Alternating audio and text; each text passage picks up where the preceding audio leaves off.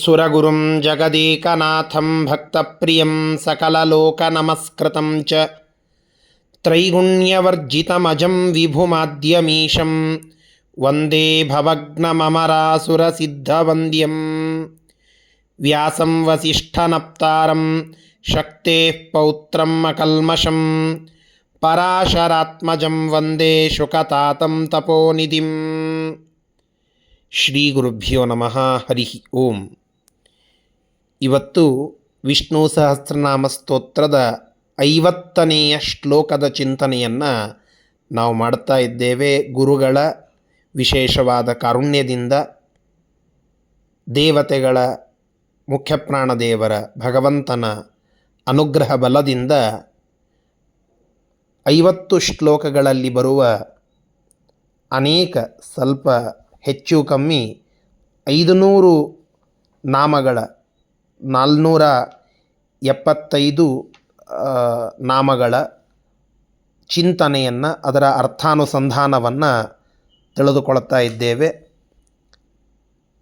50ನೆಯ ಶ್ಲೋಕ ಈ ರೀತಿಯಾಗಿ ಇದೆ. ಸ್ವಾಪನಸ್ವವಶೋ ವ್ಯಾಪೀ ನೈಕಾತ್ಮ ನೈಕಕರ್ಮಕೃತ್ ವತ್ಸರೋ ವತ್ಸಲೋ ವತ್ಸೀ ರತ್ನಗರ್ಭೋ ಧನೇಶ್ವರಃ. 472ನೆಯ ಒಂದು ನಾಮ ಸ್ವಾಪನಃ ಅಂತ. ಪರಮಾತ್ಮನನ್ನು ಸ್ವಾಪನಃ, ಸ್ವಾಪಂ ನಯತಿ ಇತಿ ಸ್ವಾಪನಃ.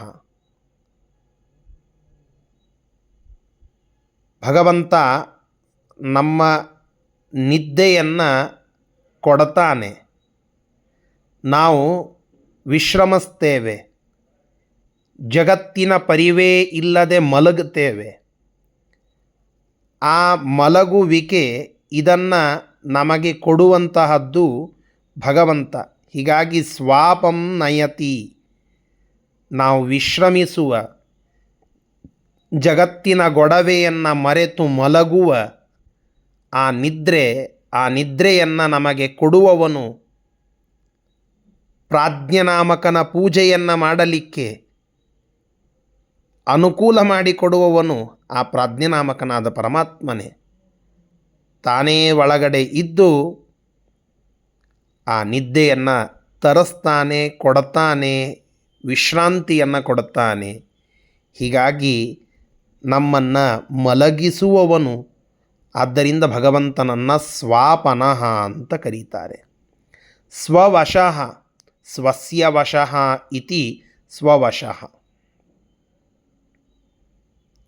ಭಗವಂತ ಮತ್ತೊಬ್ಬರ ವಶದಲ್ಲಿ ಇಲ್ಲ. ಸುಷ್ಟ್ವಂತಿ ಸ್ವಾತ್ಮನಂ ಗಚ್ಚಂತಿ ಜಾನಂತಿ ವಾ ಯಾಚಂತೆ ಆಲಿಂಗಂತಿ ವಾ ಪ್ರಾಜ್ಞರೂಪಂ ಪ್ರಲಯೇ ಪ್ರವಿಶಂತಿ ಉದರಂ ಇತಿ ಸ್ವವಾಹ ತೇಷಾಂ ಶಂ ಸುಖಂ ಯಸ್ಮಾತ್ ಸ ಸ್ವವಶಃ. ಇದು ಇನ್ನೊಂದು ವಿಶಿಷ್ಟವಾದ ಅರ್ಥ ಸತ್ಯಸಂಧ ತೀರ್ಥರು ಹೇಳುವಂತಹದ್ದು. ಸ್ವನಿರ್ವಾಹಕವಾದಂತಹ ವಸ್ತುಗಳು ಅಂತ ನಾವು ಯಾವುದನ್ನು ಕೇಳುತ್ತೇವೋ, ಆ ಸ್ವನಿರ್ವಾಹಕವಾದ ತಮ್ಮಿಂದಲೇ ತಾವು ಮಾಡಿಕೊಳ್ಳುವ ಏನು ಎಲ್ಲ ಕೆಲಸಗಳಿವೆಯೋ ಅಲ್ಲೂ ಭಗವದ್ ಅನುಗ್ರಹ ಬೇಕು. ಹೀಗಾಗಿ ಸ್ವವಾಹ ಶಂ ಸುಖಂ ಯಸ್ಮಾತ್, ಸ್ವವಾಹಕವಾದಂತಹ ಎಲ್ಲ ವಸ್ತುಗಳಿಗೂ ಸುಖವನ್ನು ಕೊಡುವವನು ಭಗವಂತ. ಆದ್ದರಿಂದ ಸ್ವವಶಃ ಅಂತ. ವ್ಯಾಪಿ, ಎಲ್ಲ ಕಡೆಗೆ ವ್ಯಾಪ್ತನಾಗಿ ಇದ್ದಾನೆ ಭಗವಂತ ಅನ್ನೋದಕ್ಕಾಗಿ ಭಗವಂತನನ್ನು ವ್ಯಾಪಿ, ವ್ಯಾಪ್ನೋತಿ ಇತಿ ವ್ಯಾಪಿ ಅಂತ ಭಗವಂತನ ಹೆಸರು. ನೈಕಾತ್ಮ, ಅನೇಕ, ಆತ್ಮ ಅಂದರೆ ಶರೀರ ಅಂತ ಅರ್ಥ. ಅನೇಕ ದೇಹಗಳಲ್ಲಿ ತಾನು ಅಂತರ್ಯಾಮಿಯಾಗಿರುತ್ತಾನೆ. ಅನಂತ ಜೀವರಾಶಿಗಳು, ಆ ಎಲ್ಲ ಜೀವರಾಶಿಯಲ್ಲಿ ತಾನು ಇದ್ದು ಅವರ ನಿರ್ವಹಣವನ್ನು ಮಾಡುವವನು ಪರಮಾತ್ಮ. ಅವರ ನಿಯಂತ್ರಣವನ್ನು ಮಾಡುವವನು ಪರಮಾತ್ಮ. ಹೀಗಾಗಿ ಭಗವಂತನನ್ನು ನೈಕಾತ್ಮ ಅಂತ, ಎಲ್ಲರ ಶರೀರದಲ್ಲಿ ಇದ್ದು ಅವರನ್ನು ಪ್ರೇರೇಪಿಸುವವನು, ನಿಯಂತ್ರಿಸುವವನು, ನಿಯಾಮಿಸುವವನು ಪರಮಾತ್ಮ. ಆದ್ದರಿಂದ ನೈಕಾತ್ಮ ಇದು ಭಗವಂತನ ಹೆಸರು. ನೈಕ ಕರ್ಮಕೃತ್, ಅನೇಕ ಕರ್ಮಗಳನ್ನು ತಾನು ಮಾಡುತ್ತಾನೆ. ಭಗವಂತನಿಗೆ ಕರ್ಮಗಳ ಲೇಪವಿಲ್ಲ. ಕರ್ಮ ಅನ್ನೋದಕ್ಕೆ ಕಾರ್ಯ ಅಂತ ತೆಗೆದುಕೊಂಡಾಗ ಸೃಷ್ಟಿ, ಸ್ಥಿತಿ ಇವೇ ಮೊದಲಾದಂತಹ ಅನೇಕ ವ್ಯಾಪಾರಗಳನ್ನು, ಜಗತ್ ವ್ಯಾಪಾರಗಳನ್ನು ತಾನು ಮಾಡುತ್ತಾನೆ. ಆದ್ದರಿಂದ ಭಗವಂತನನ್ನು ನೈಕ ಕರ್ಮಕೃತ್ ಅಂತ, ಎಲ್ಲ ಜೀವರಾಶಿಗಳಲ್ಲಿ ತಾನೇ ನಿಂತು ಅವರ ಕರ್ಮಕ್ಕೆ ಪ್ರೇರಕನಾಗಿ ಇರ್ತಾನೆ ಅನ್ನುವುದಕ್ಕಾಗಿಯೂ ನೈಕ, ಅನೇಕ ಕರ್ಮ ವ್ಯಾಪಾರಗಳು ಕೃತ ಮಾಡಿದವನು. ಹೀಗಾಗಿ ಸೃಷ್ಟಿಯಾದಿ ಅನೇಕ ವ್ಯಾಪಾರಗಳನ್ನು ಮಾಡುವವನು, ಅನಂತ ಜೀವರಾಶಿಗಳಲ್ಲಿ ಇದ್ದು ಅವರವರ ಕರ್ಮಗಳನ್ನು ತಾನೇ ಮಾಡಿಸುವವನು, ಕರ್ತ ಕಾರಯಿತ ಆದಂಥವನು. ಈ ಎಲ್ಲ ಅರ್ಥಗಳನ್ನು ನಾವು ತೆಗೆದುಕೊಂಡಾಗ ಭಗವಂತನಿಗೆ ನೈಕ ಕರ್ಮಕೃತ ಅನ್ನುವಂತಹದ್ದು ಅನ್ವರ್ಥಕ. ವತ್ಸರಃ, ವತ್ಸ ಅಂದರೆ ಕರುಗಳು ಅಂತ. ವತ್ಸೈಹಿ ರಮತೆ ಇತಿ ವತ್ಸರಃ. ತಾನು ಕೃಷ್ಣನ ಅವತಾರವನ್ನು ತೆಗೆದುಕೊಂಡಾಗ ಆ ಕರುಗಳ ಒಟ್ಟಿಗೆ ಸಂತೋಷದಿಂದ ಅವುಗಳನ್ನು ಆಡಿಸುತ್ತಾ ಬಾಲಲೀಲೆಗಳನ್ನು ತೋರಿದ್ದಾನೆ. ವೃಂದಾರಣ್ಯ ವಿಹಾರಿ ಸಂಸ್ರತಿ ವಿಪತ್. ವೃಂದಾರಣ್ಯ ವಿಹಾರಿ, ವೃಂದಾರಣ್ಯದಲ್ಲಿ ವಿಹಾರ ಮಾಡುತ್ತಾ, ಚೇತೋಹಾರಿ ವಿಮುಗ್ಧ ಗೋಪಲಲನಾ ಚೇಲಾಪ ಹಾರಿದ್ರವಾತ್ ವಂಶೀಧಾರಿ ಸುಖೌಘಕಾರಿ ಮಧುರೌ ವ್ಯಾಹಾರಿ ಹೀರಪ್ರಭಾ. ತಾನು ಕೊಳಲನ್ನು ಉತ್ತ ಆ ವತ್ಸಗಳ ಎದುರಿಗೆ ನಿಂತರೆ ಆ ಆಕಳು, ಆ ಕರು ಸಂತೋಷದಿಂದ ಆ ಕೃಷ್ಣನ ಸುತ್ತಲೂ ಓಡಾಡುತ್ತಾ ಆಡುತ್ತಾ ನಿಂದಿರ್ತಿದ್ದು ಅಂತೆ. ಆಕಳು ಹಾಲನ್ನು ಕೊಡ್ತಾ ಇತ್ತಂತೆ.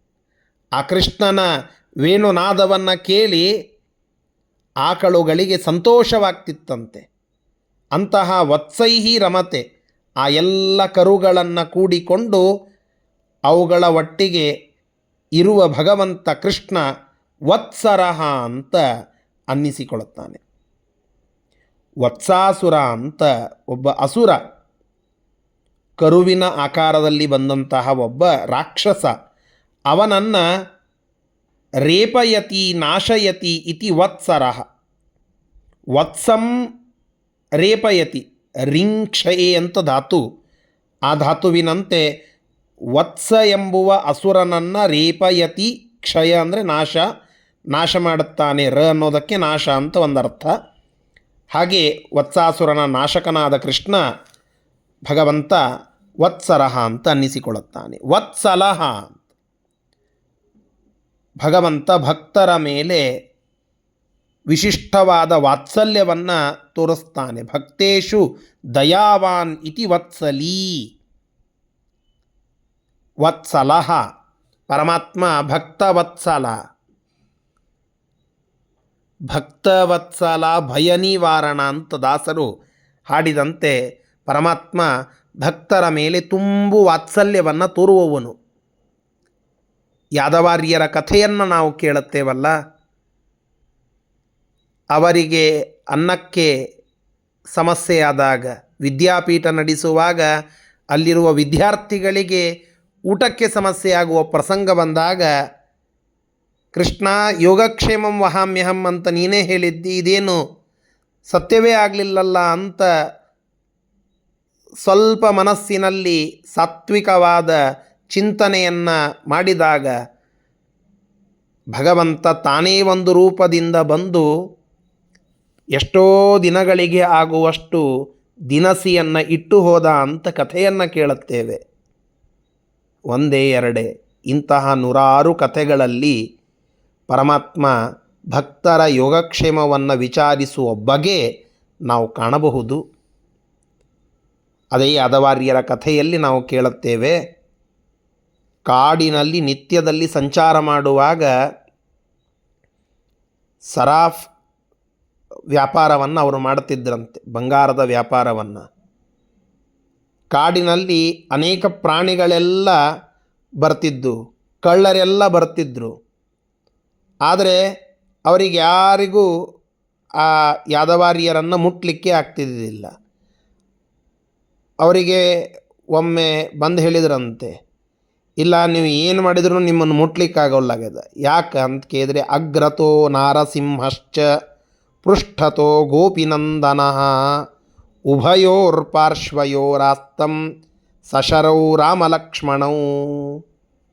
ನಿಮ್ಮ ಹಿಂದೆ ಮುಂದೆ ಮಗ್ಗಲುಗಳಲ್ಲಿ ಒಂದು ಕಡೆಗೆ ನರಸಿಂಹದೇವರು, ಒಂದು ಕಡೆಗೆ ಕೃಷ್ಣ, ಇನ್ನು ಎರಡು ಬದಿಗಳಲ್ಲಿ ರಾಮ ಲಕ್ಷ್ಮಣ ಸಶರೌ ಬಾಣಗಳನ್ನು ಹಿಡಿದುಕೊಂಡಂಥವರಾಗಿ ನಿಂತಿದ್ದಾರೆ. ನಿಮ್ಮ ಹತ್ತಿರ ಬಂದರೆ ಅವರು ನಿಮ್ಮನ್ನು ರಕ್ಷಣೆ ಮಾಡಲಿಕ್ಕೆ ತಾವೇ ನಮಗೆ ಛಾಟಿ ಬೀಸ್ತಾ ಇದ್ದಾರೆ. ಹೀಗಾಗಿ ಭಕ್ತರ ರಕ್ಷಣವನ್ನು ಮಾಡುವ ಪರಮಾತ್ಮ ವತ್ಸಲಹ, ಅಷ್ಟು ವಾತ್ಸಲ್ಯ ಪರಮಾತ್ಮನಿಗೆ ಆ ಭಕ್ತರ ಮೇಲೆ. ಇಂತಹ ನೂರಾರು ಕಥೆಗಳನ್ನು ನಾವು ಕೇಳುತ್ತೇವೆ. ವತ್ಸಿ, ಶ್ರೀವತ್ಸಲಾಂಚನ ಭಗವಂತ, ಆದ್ದರಿಂದ ವತ್ಸಿ. ರತ್ನಗರ್ಭ, ಗರ್ಭದಲ್ಲಿ ಅನೇಕ ರತ್ನಗಳನ್ನು ಇಟ್ಟುಕೊಂಡಿದ್ದಾನೆ, ಆದ್ದರಿಂದ ರತ್ನಗರ್ಭ ಇದು ಪರಮಾತ್ಮ.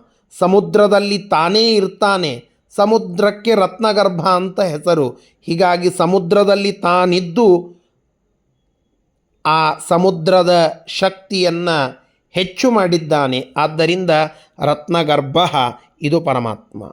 ಧನೇಶ್ವರ, ಎಲ್ಲ ಸಕಲ ವಿಧವಾದ ಧನಕ್ಕೆ ಸ್ವಾಮಿ ಒಡೆಯ ಅದು ಪರಮಾತ್ಮ, ಆದ್ದರಿಂದ ಧನೇಶ್ವರ ಇದು ಭಗವಂತನ ಹೆಸರು. ಇಂತಹ ಪರಮಾತ್ಮನ ಈ ಎಲ್ಲ ಹೆಸರುಗಳು, ಪರಮಾತ್ಮನ ಕಾರುಣ್ಯವನ್ನು ಸೂಚಿಸುವ ಹೆಸರುಗಳು ನಾವು ಚಿಂತನೆ ಮಾಡಿದ್ದೇವೆ. ಆ ಎಲ್ಲ ಹೆಸರುಗಳಿಂದ ಪ್ರತಿಪಾದ್ಯನಾದ ಪರಮಾತ್ಮ ನಮ್ಮನ್ನು ರಕ್ಷಿಸಲಿ. ಶ್ರೀಕೃಷ್ಣಾರ್ಪಣಮಸ್ತು. ಹರಯೇ ನಮಃ.